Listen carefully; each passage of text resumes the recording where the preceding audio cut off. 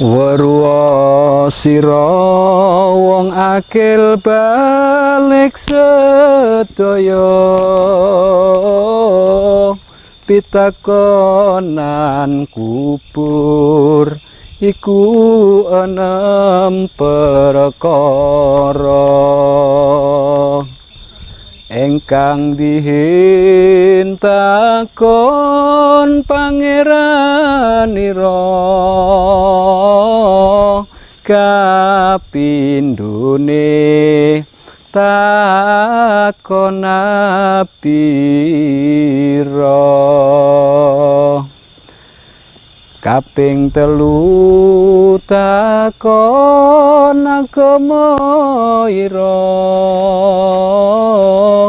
kaping pate takon panutanira kaping lima takon kiblatira kaping neme takon sedulurira lamun takon malaikat pangeranira sira jawab Allah Ta'ala pangeran kawula lamun takon malaikat napira sira jawab Nabi Muhammad nabi kawula lamun takon malaikat agama ira sira jawab agama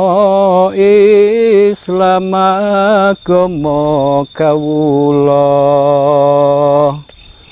lamun takon malaikat panutanira sira jawab kitab Al-Qur'an panutan kawula lamun takon malaikat kiblatira sira jawab Baitullah kiblat kawula lamun takon malaikat sedulurira sira jawab sedaya muslim sederek kawula walhamdulillahirabbil alamin. Assalamualaikum warahmatullahi wabarakatuh.